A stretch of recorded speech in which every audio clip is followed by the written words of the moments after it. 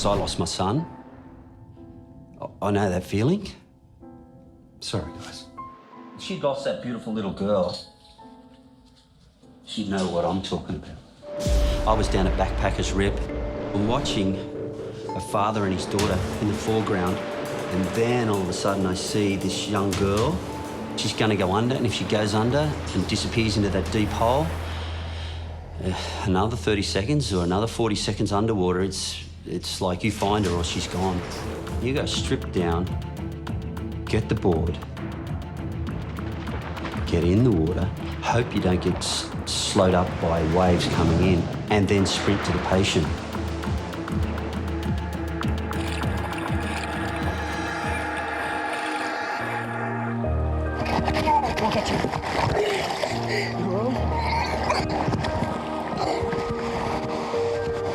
Okay, stay here with me. Thank you. I think I used close to all the 30 seconds to get to her. Yeah, she was definitely at a point, a serious point by the time I made contact with her. Right? Okay, I'll take you in safely, okay? It's like a 5-year-old kid on Terry's board. You know, we rescue thousands of adults a year, but we might only do a handful of kids, little kids, you know, and every time one of the boys does a rescue of a kid, it's a big deal.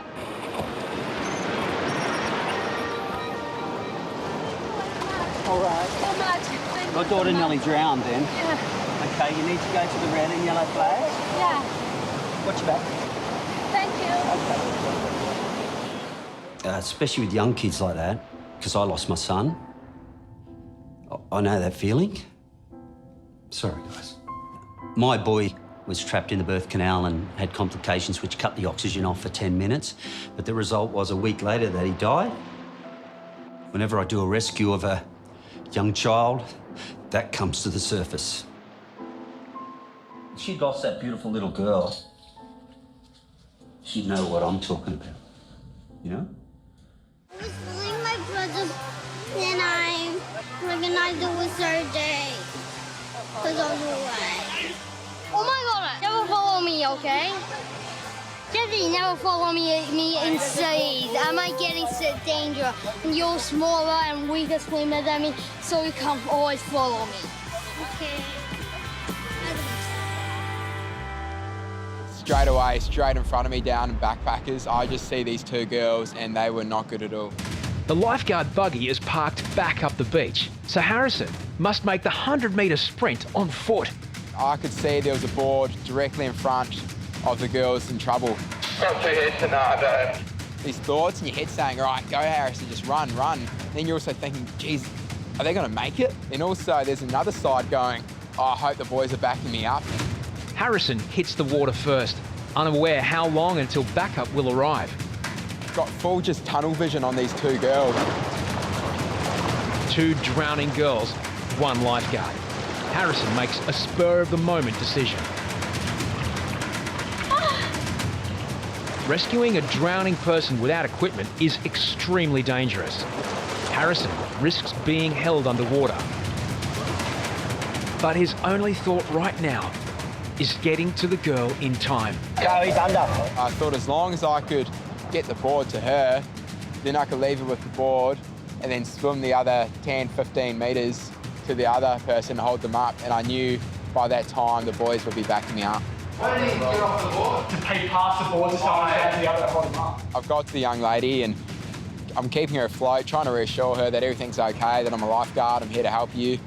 And that's when Ryan pedalled out on the rescue board and I just happily gave her to Ryan. The first girl Harrison rescued struggles not to tip the board.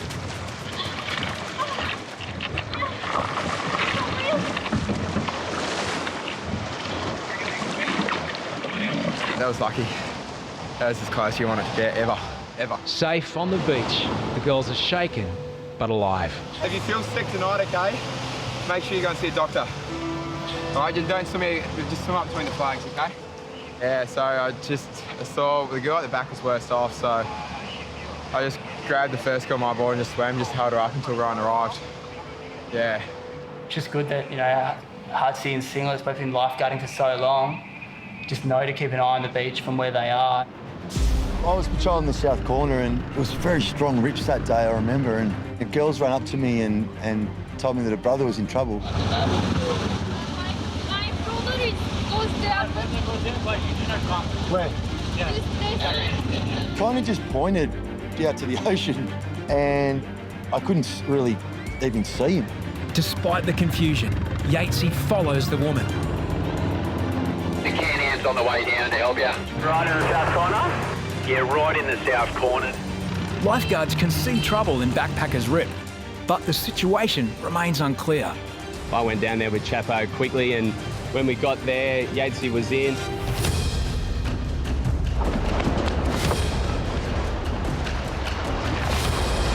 Gone at Central. Queen has simply gone into.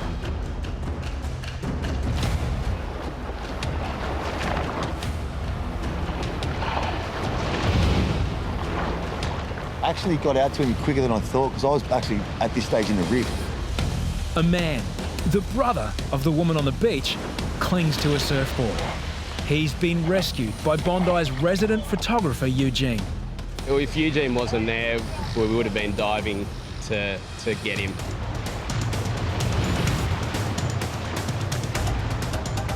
By the time I got to him, we'd been sucked into this bank and it was sucking up sort of over the top of us, and that guy was in big trouble.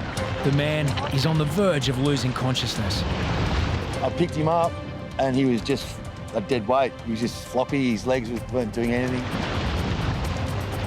It will be close to impossible for Yatesy to get a dead weight swimmer to shore in the crashing surf. Someone doesn't look that good, eh, Harry's? This guy could hardly hold on to Eugene's board, let alone get up on the board. Yatesy gets to a sandbank where he can lift the man onto the board. Was that all it was of him? He looks like he's still drowning. I've got this guy on the board. He's pretty much a dead weight. You know, as far as I could have known, he might have stopped breathing on the way in. He was that bad. Pradeep is on holiday from Nepal. Barely conscious, he needs immediate medical attention. Come up here. Lifeguard Quinn is a qualified paramedic. You know, I would have been confident with anyone on the sand, but it's just that little bit more when someone like Quinn is there. When you saw his face in the end, he looked green. Those eyes, you know, like when you're close to death and your face changes and your eyes change, you know that he was absolutely on his last breath. Did you take on some water just then? If his condition deteriorates, then you know you'll definitely need a trip to hospital. I'm just going to put this on you for a little bit, get your breath back. Because of the colour, the green in his face, you can tell that he's been without oxygen for a little while. So he's got a deficit there, and putting the oxygen on him was just to try and get him breathing properly again and get some circulation back for him. Bit of a tough little episode there. All right, you're in a lot of trouble there. Local surfers often step in to help lifeguards. Today, Eugene has saved Pradeep's life. When I saw that he was in a real bad way, like his eyes were rolling, he was going under, his head was really low in the water, I could tell that he just had no idea how to swim. He looked to me, you know, seconds away from dying. After 5 minutes of observation, And he said he definitely has taken on a fair bit of water, so... Quinn determines that Pradeep must go to hospital. Did you swallow water? Okay. It's the difference between inhaling and swallowing. The swallow goes into your stomach. If you inhale it, you only do that, it goes into your lungs, and that's where the problems are. My job is to keep them alive until the ambulance gets there. And then, you know, it's always a good sound when you hear the siren coming down Camel Parade. You know they're not far away. Here they are now, yo. Yeah, they're coming now. All right, I'll meet them there. Pradeep remains at risk of further complications. I just want to listen to your breathing, man. They've put the stethoscope on his lungs and probably heard water in his lungs, which is instant hospital. He must have been in a bad way for them to take him straight away. We ready to go? The Nepalese guy should buy a lottery ticket. It's very, very lucky, as close as you'll ever want to come to drowning. I noticed a couple of swimmers and the two were dead set drowning, like fully going under, and I was in shock how quickly they went, that I didn't have time to radio into the boys that I was going in. Harrison must prioritise who to save first. As I was paddling out to her, she was bobbing under the water, and she was pretty much going under by the time I got to her.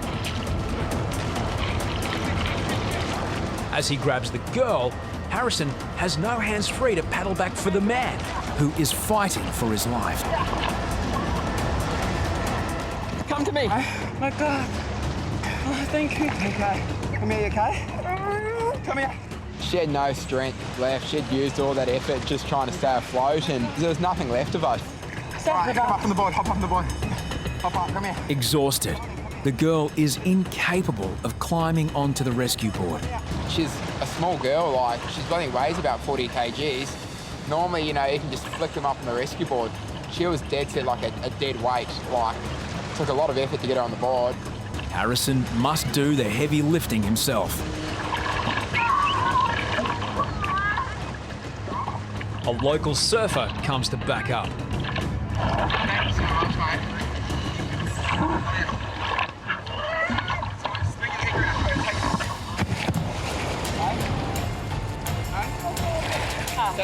The girl's clothing did little to help her stay afloat. Just come up here. Just sit down, relax. Yeah. Sit down. Lifeguards are concerned the girl has water in her lungs and could suffer secondary drowning. Very scary, eh? But after undergoing a brief assessment in the tower, she refused all further help.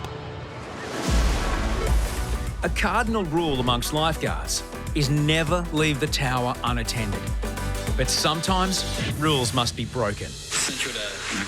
2 tourists are caught in a rip, but there are no lifeguards nearby. Troy breaks protocol and leaves the tower unattended.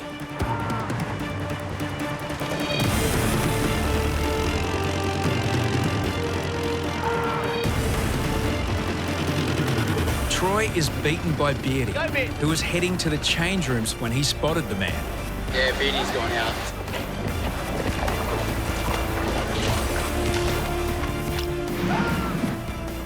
Hear him screaming help? The man is swept into the impact zone. It's Beardy's job to get him out of there. As I get to him, pretty big set comes and we got pumped. Oh, the board. And I was just lucky that somehow the board didn't rip out of my hands.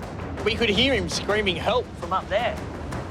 In saying that, we did get him on the board pretty quickly. And we got a pretty good wave in. Unfortunately, he was in a bit of a bad way when we got to the beach.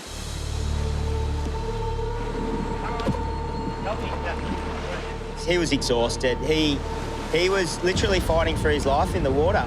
You good? He was sick. He was a little bit vomity. Water on the lungs can cause secondary drowning. He may be out of the water, but the man is not out of danger. You all right there? Wait. The big worry for us is secondary drowning. Oxygen therapy in his case, yeah, it's pretty important we get that on pretty quickly. Did you swallow any water or are you just exhausted? I don't know. You don't know? 1, 2, 3, go. He had nothing left. He couldn't even lift his own body weight. And you know when someone's in that condition that it was a close call. Yeah. Just try to breathe through this. So you did swallow a bit of water? Yeah, okay. What we're going to do, we're going to get an ambulance to come down. But what they do is they'll take you to hospital and they get something, they stick it down your throat and they'll suck all the water out for you. Murad's friend witnessed just how quickly things happened. We were having really good time there, and as soon as, that was pretty deep then, so, I got so scared, yeah. Help? Yeah, give him a hand on the back of the bike.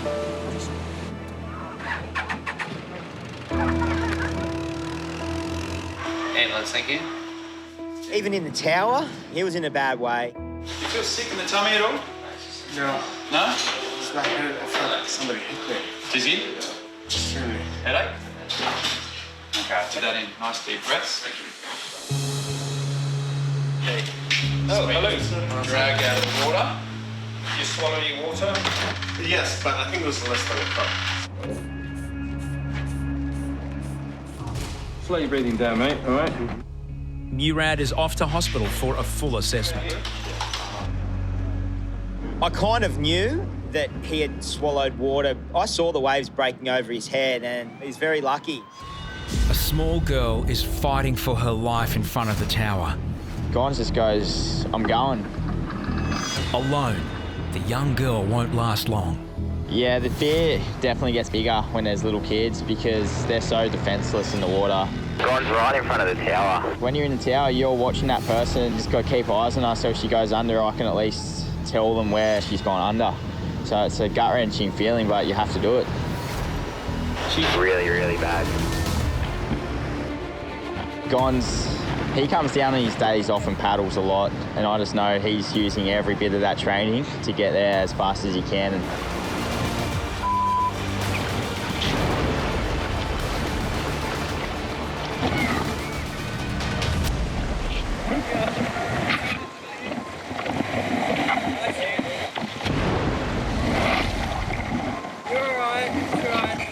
When I got to the girl, yeah, she was pretty shaken up when I first got her on the board. 8-year-old Ava from Queensland is on holiday with her father, Graham, but he's nowhere to be seen. After a while, it sinks in, like, what's she doing out here by herself?